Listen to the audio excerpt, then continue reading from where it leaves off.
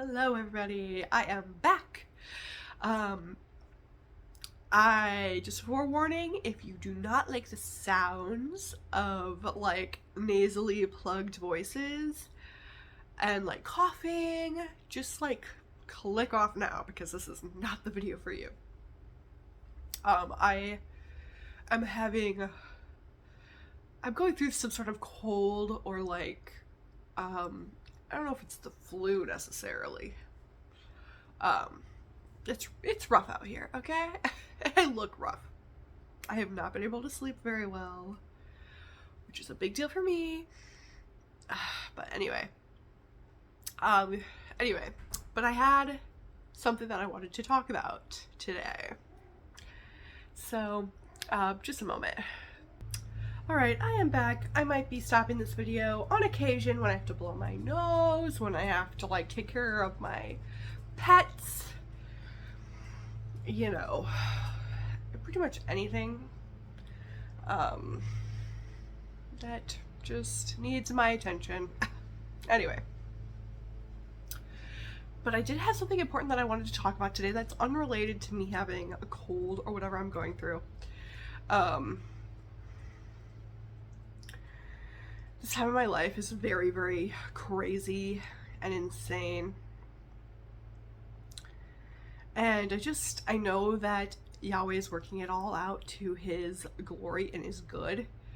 But crazy things are happening, and for some reason, I just don't feel like I'm really supposed to be even talking about that a whole lot right now. And that's probably for a good reason too. But I do have something very important that I want to talk about today, and that is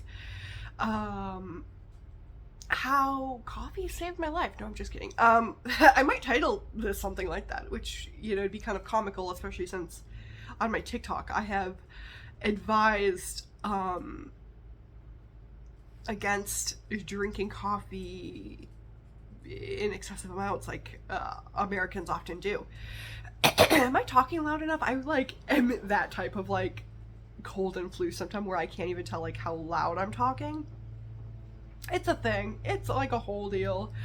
Anyway, I've also got like acne and my hair is cuckoo. It's fine. You guys get it. You understand. You guys are normal people too. Just so you guys know, us YouTubers aren't above you. We're all the same. As though I have like 1 million subscribers. I do not. I also might be a little crazy today. Little off, I don't know. What are these hands for? I don't know. They're just a little weird today. So that's another warning. Not that I'm ever directly on topic anyway, but this does have a purpose. So, coffee saved my life. What do I mean by that? I usually advise against coffee and like, well, a lot of like stressors, physical stressors on the body, which coffee often is, because us people with adrenal fatigue have issues with coffee. Truly, there was a point in my life where my adrenal fatigue was so bad, and my cortisol levels, let's not even get into that, I've discussed that in length on this channel before, they were just so imbalanced that I could not drink coffee without my adrenals physically hurting. So this is in no way me like advocating for coffee, but advocating that everybody drink coffee. I have been drinking coffee on occasion, but I'm no longer a coffee addict, which is beautiful.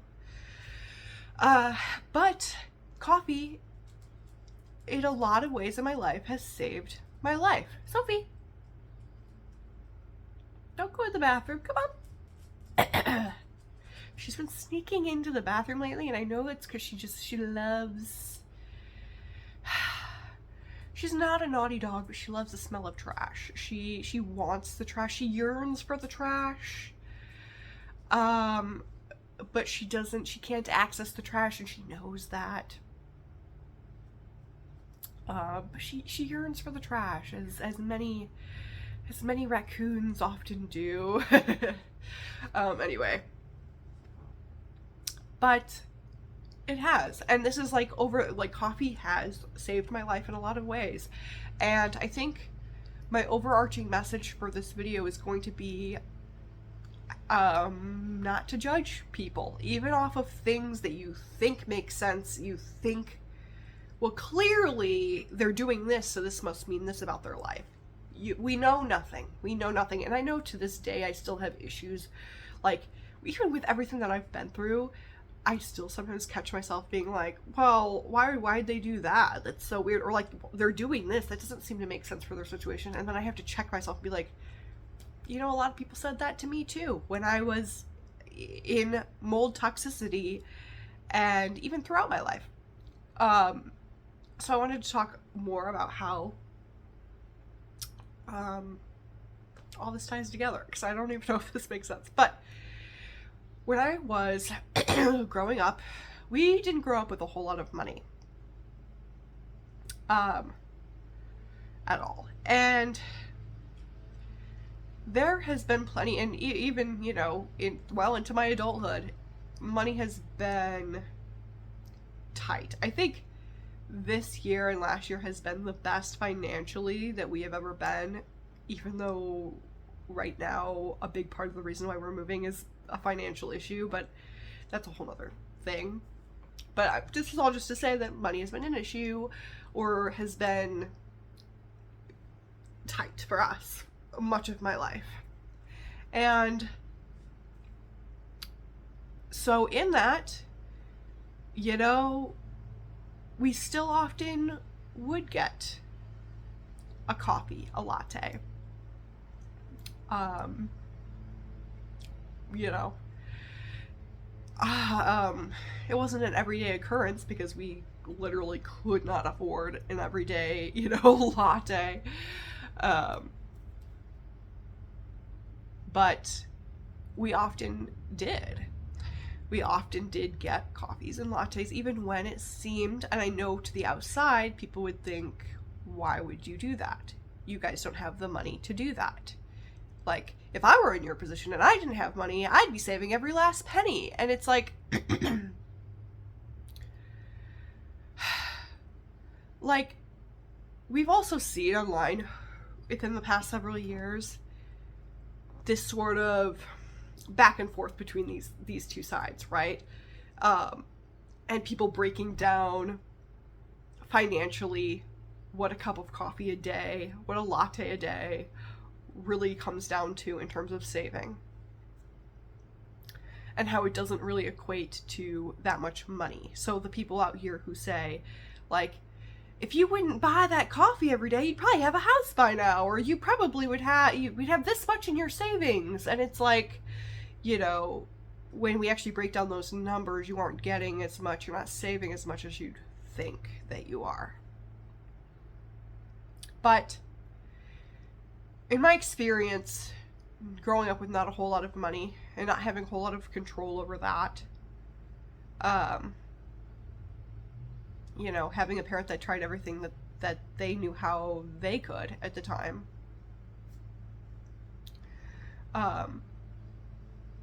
it's just crazy to be, especially in moments when you were trying so hard,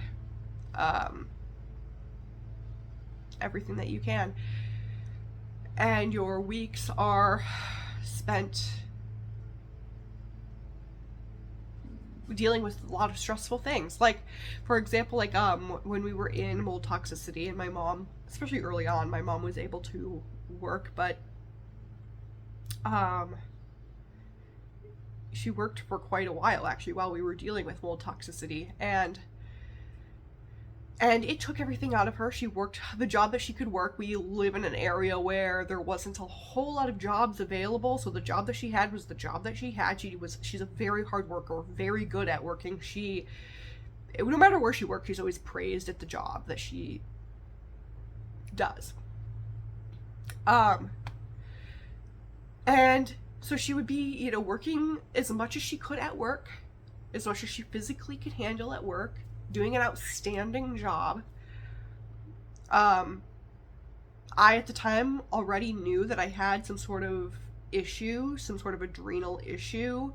And on top of that, I was so deeply depressed. Deeply depressed. And so I was in no shape to be working, which you can have your opinions on, whatever. But I was still trying to figure that out. My mom and I were in and out of the doctors during this time. We were both adults at this time, and we both were trying to figure out also how come our symptoms were also worsening from the mold toxicity. So it just was a weird time for us. Like, I already was, before the mold toxicity, I already wasn't in any shape to work, and now I was getting even worse. And my mom, who once was she continued to be a hard worker, and she continues to be a hard worker, but somebody who had quite a lot of energy is now decreasing in energy daily. We both were in and out of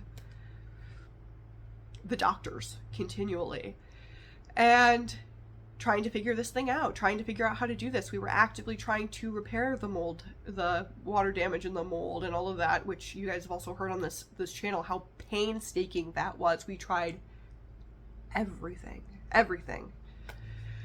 And when your life is spent day in and day out for years trying to do something, while you're getting sicker and you are just worn out in every single way, and you are just trying to find some semblance of joy as your life is slipping away from you. Yeah, anytime we have a little extra cash, I'm gonna get that latte. You know what I mean? Like, that's how my mind was in that state. That's how my mind was. That's how our minds were, you know? And I think, some people have an issue with that maybe, but I think I'd urge them to be in that situation where their mind doesn't quite have an escape. And that second that we have, especially since coffee, lattes, getting a latte with my mom has always been a very big bonding experience for us. We've always had that experience of like, let's go get a latte together. Let's drink our latte while we discuss things, and we just breathe some fresh air, or just, talk about it while we go for a drive or something.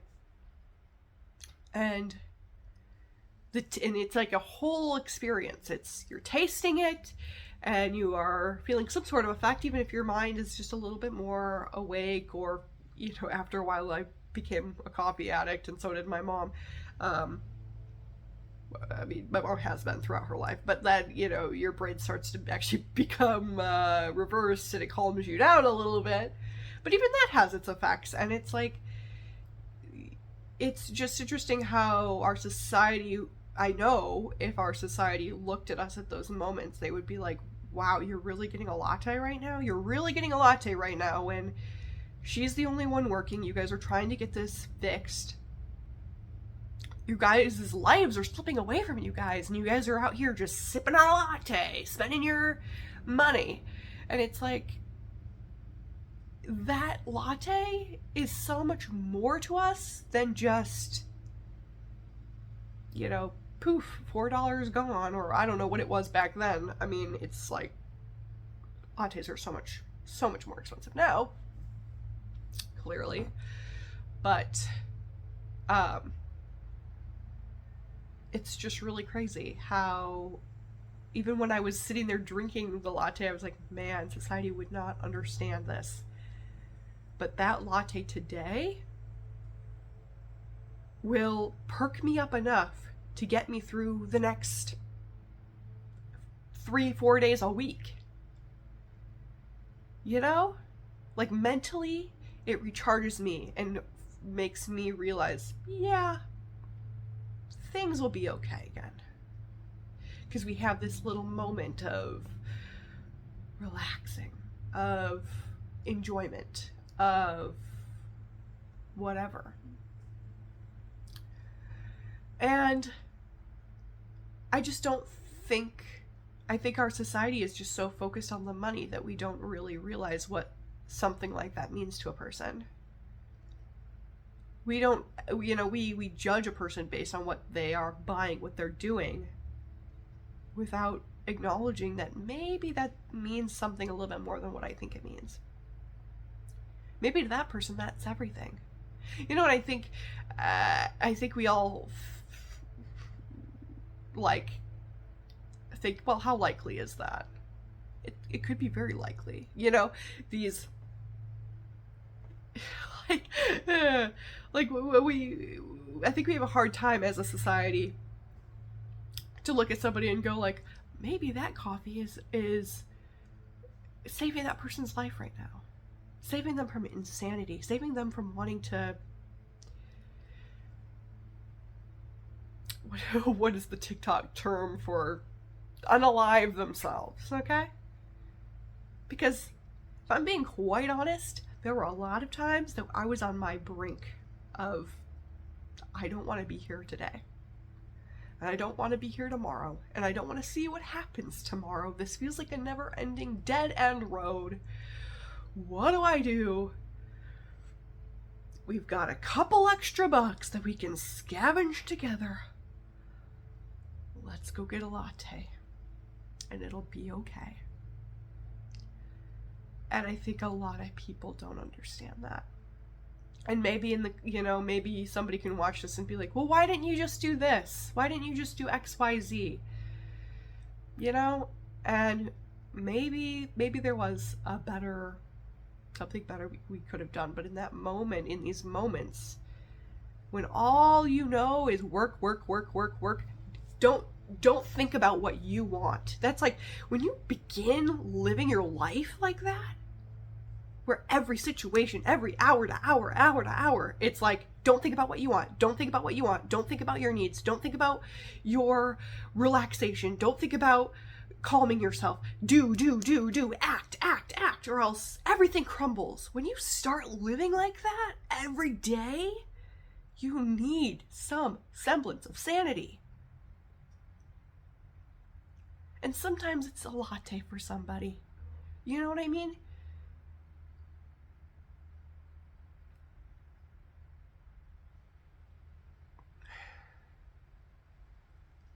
Sometimes, I think we don't just live in a money culture, we live in a hustle culture. I mean, truly, as silly as Twitter, X, lingo-y that sounds, as internet culture-y as that sounds, it's true. We live in a do it culture as well. So we often see somebody taking a break when they should be doing, and we suddenly think, well, that's why they're in this situation. That's why they're in this situation, is because they aren't doing enough. Do less. Sometimes that's what is saving the person.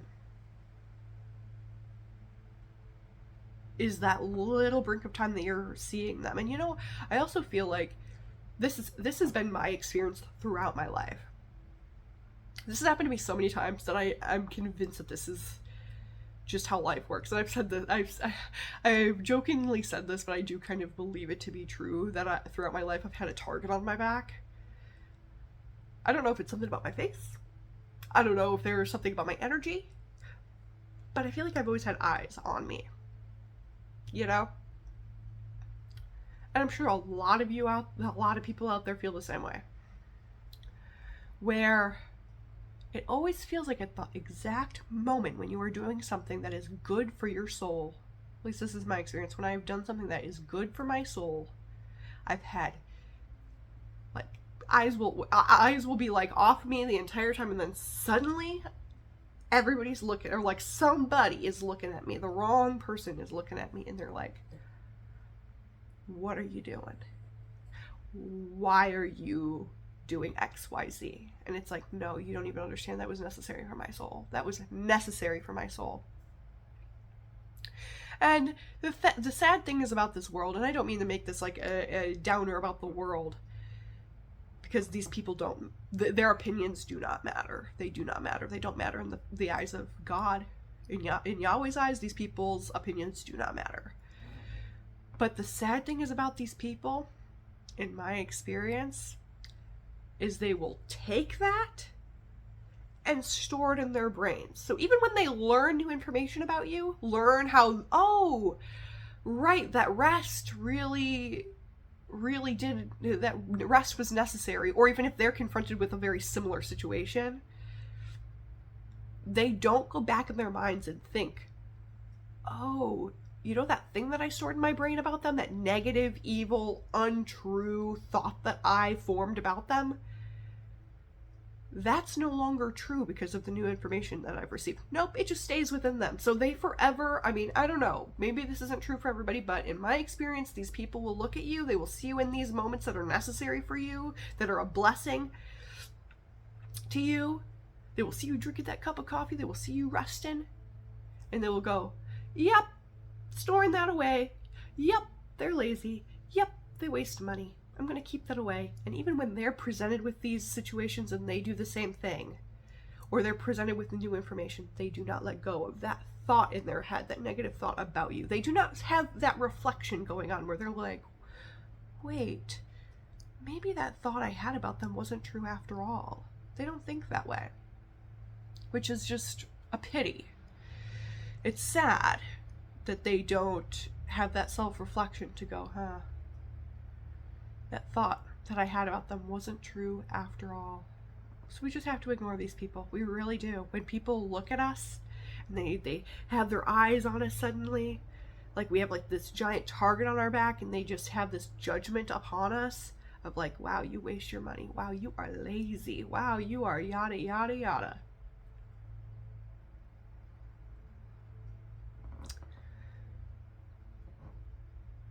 It's sad because there's no amount of anything that's going to change that in them, except for if they have a divine encounter with Yahweh and they allow him into their life to change their heart and give them that reflection. Because I know that most, or not most, but a lot of those people cannot do that on their own. They cannot have that reflective moment on their own. That's been my experience anyway. And so I just have to live my life and go, yeah, I'm gonna drink this coffee. Yeah, you might not understand it, but it's necessary. And I'll tell it to you straight, even though you're not gonna understand it. I'll tell it to you straight. You want to come up to me and ask me why I'm drinking this little latte? You want to come up to me and ask me why I'm, sitting around? Well, I'm not sitting around. This is important for my soul so I can continue forward. This is important for years ahead. This is me planning for years ahead, this moment that looks like relaxing to you. And I also wanted to discuss too, this goes for a whole bunch of different things, this applies to every little aspect of life. I've already talked about how we cannot judge people based on their weight. I mean, look at me, I'm 100 pounds overweight due to a physical body stressor. But, I mean, I even remember many times in my life where a family member who was working would finally get, it was always like this weird thing where like they would finally get paid while they were working and while we were all at home. And so on their break, they would like call up a pizza place. The one that was like open at the time that, I don't know, it was like a weird thing. So we would always end up ordering like Domino's, which is like pretty expensive pizza, but it ended up working out like Subway were like, that's the place that could deliver to our house or something like that. It was like something really weird. So we would order up Domino's, pretty expensive place, but I still to this day, Domino's is like my favorite anyway. So, well, there's some others in the town that I would have probably preferred, but I was, whatever. I mean, who's going to complain to some Domino's pizza? But, so they would call from their work, order us some Domino's, and it would come to our house, and my family members and I knew thank God. This pizza is going to last us a couple days. We'll have leftover pizza tomorrow. This is fantastic. It will be our meal today and will be our meal tomorrow, which is plenty of time, or at least just enough time to tide us over until we could finally go grocery shopping.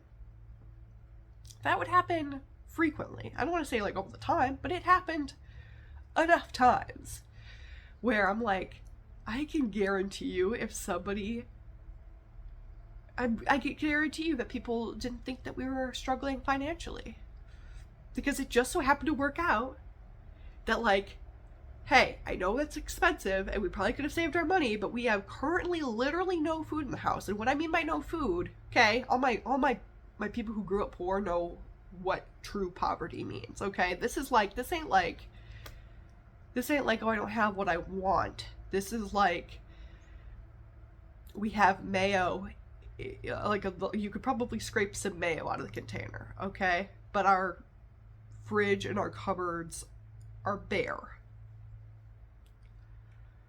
Like, not an egg in sight, okay? Like, bread has been gone for a couple days now. Like, okay, we've got a jar of peanut butter. Y'all just want to pass this around?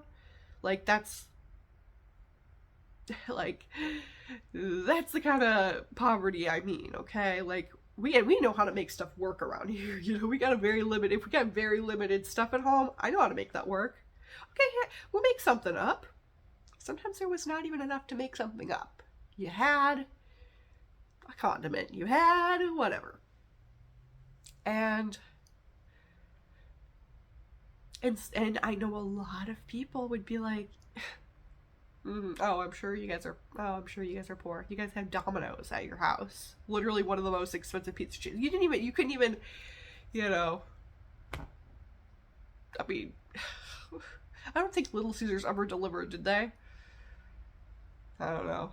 But seriously, like, I mean, it doesn't matter the pizza place. It's like, it just, I just know that people would straight up judge us for that. And it always felt so shameful to be eating it. And, you know, I'll be honest, you know, we also grew up a very healthy family. Like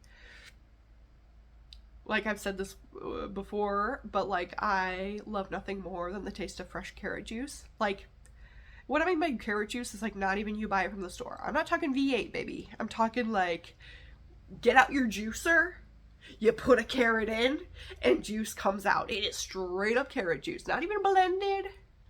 We don't do blended around here. Straight up carrot juice tastes so good to me.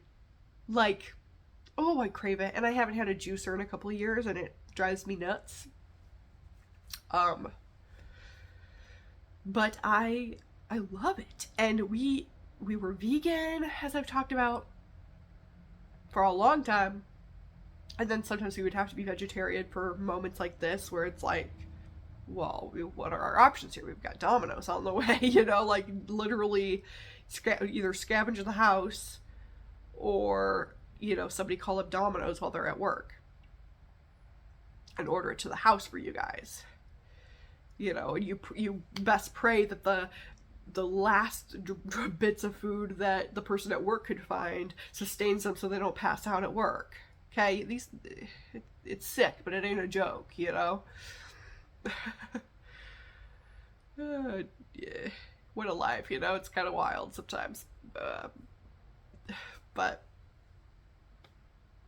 I know that a lot of people would judge us for that. A lot of people. And I don't know you know, it's hard to say the specific situation now because it's been years and years and years since then, but, you know, you better believe that with everybody in my family putting our heads together, none of us could think of a better solution than that, you know, somebody might watch this and try to type in the comments a better solution there, and it's like, okay, well, you know, that was like 10 years ago, and each and every one of us couldn't come up with a better idea, and we were actually in the situation. So, you know, maybe get a time machine, actually get to know our situation, and if you can come up with a better idea, wow, bravo, because buddy, our lives depended on it then, and we couldn't think of something. So, and it's just, when you're in these moments of desperation, that's what that is. It's what that is. And a lot of people would not understand that. A lot of people wouldn't understand that. I know if I've gone through it so many times, I know a lot of people have. I know a lot of people are currently going through that. There's probably so many people out there right now ordering a Domino's pizza, and they're like, this is the first real food that I have had in a very long time. And it is filling, and I am satisfied. And nobody's gonna understand that because this is like rich people food. You know what I mean?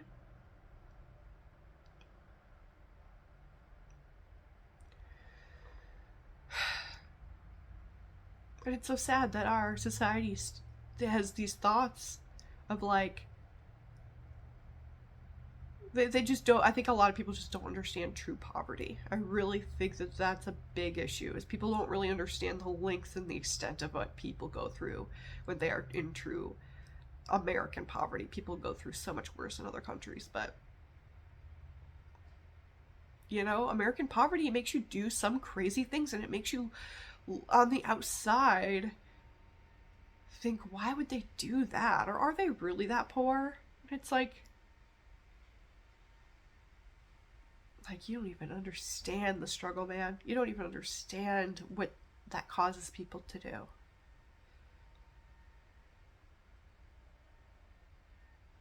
And I think we just need to stop. We need to stop judging people. And I know that everybody says that all the time, and it's such like, it's almost nauseating at this point to say, don't judge people. But I mean, to the highest extent, man. To the highest extent, we don't know at all what's going through somebody's mind. We don't know at all what's going through another person's mind. We don't know at all what another person's struggle is. I mean, somebody might look very put together. They might have, like, everything about them might look a certain way. You know, this is also another thing, is like, my mom has always said this, that growing up, when we were really little, like, she would always mention how, like, when we were really, really little, like, when we, like, she was a single mom with 3 children, and she was like, you know what, I would always, like, I just always thought that it was so important. Like, she's always found such importance in, like, looking presentable. Like, when you dress your best and you feel good, and you like, she just, especially your children, she's like, thinks like, you know, you always just want your children to you always want to put your children first, and give them the best before assessing yourself and your own needs. Which, you know, in this culture especially, we're often talking about how toxic that is or whatever, but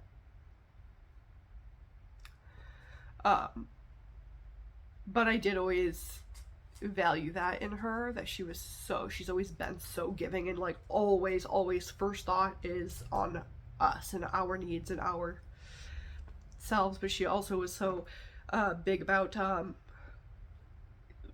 making sure that we are dressed presentable, and making sure that we are dressed our best, you know, in kindergarten. And she never, you know, made us feel that way growing up, that like,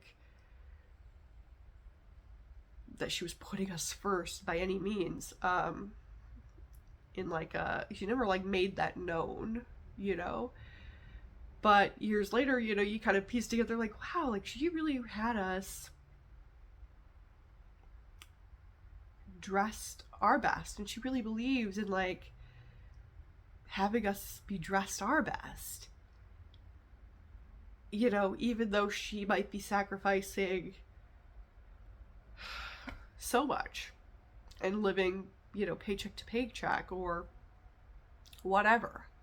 And so we would always, it's just crazy because we would always go to school wearing like very nice clothes, and our clothes always looked very nice. You know, we always looked like we were put together. My mom always made sure that like we like looked and felt good, and like had clothes that fit us nicely,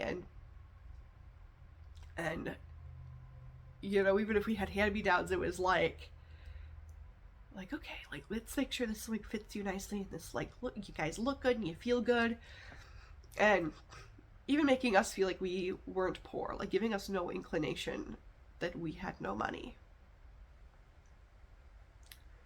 And you know, even when I look at my school pictures, like I just look like this cute little girl. Like I probably, if I saw myself, I'd probably be like, wow, she probably has money. Like she just looks like my clothes look super like clean and nice, and it's just crazy because I also do know that like it was just my mom, and she didn't have a whole lot of money, and I do know that babies and children are very expensive, and it's like I'm able to like analyze that now as a kid and see how my mom's values, like they just really make her shine as a person. And it's just funny because I also know that like a lot of people probably saw me and my sister, or my you know, my siblings, let's just say that. And and they probably saw us, and they probably were like, wow, you know, like these kids probably got money, or like these kids probably, you know, not that we dressed like, not that we were like carrying out a Gucci bag, but you know what I mean? Like, I think a lot of people would, or like a lot of people wouldn't assume that at home my mom was struggling severely financially. I don't think people would have known that. You know, I don't think people would have, you know, people don't, you know, they don't look at that at us as child or as children, and like our teacher probably never looked at us as children and been like, wow, like they, you know, obviously their mind's not thinking like, wow, their mom probably cries alone about finances,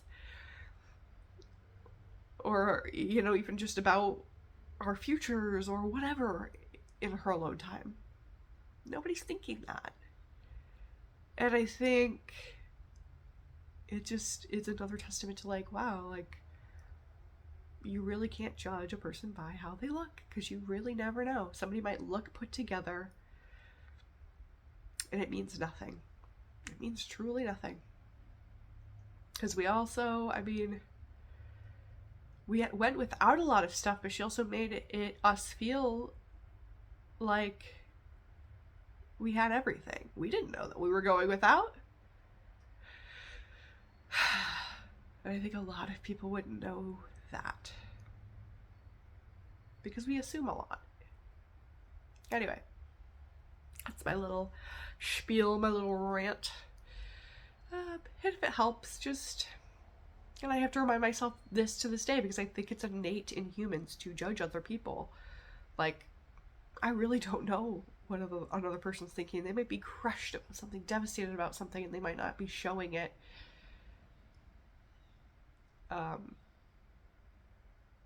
You know, or they might be living their lives fine.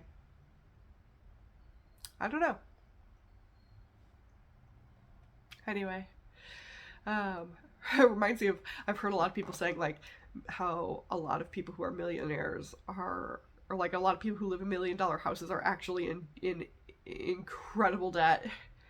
And you know, I don't know the implications of all that, and I don't know, but it's just, I don't know. You really don't know about a person's finances or even mental stability. I mean, the amount of times people have said like, oh, you guys look like you are just so happy, and people still to this day, you know, I think we just are smiley people.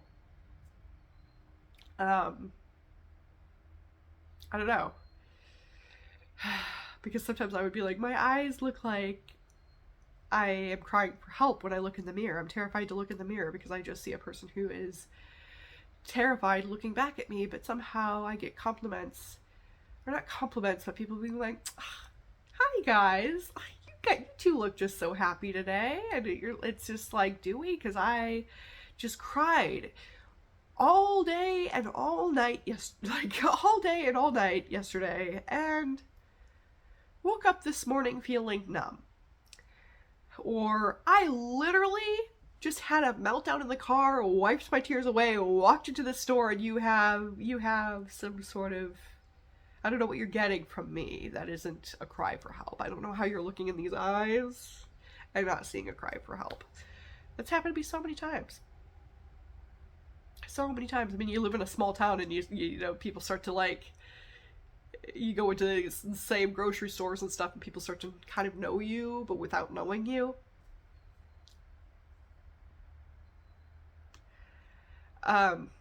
It's just so funny how that is. But can't judge anybody. You really can't.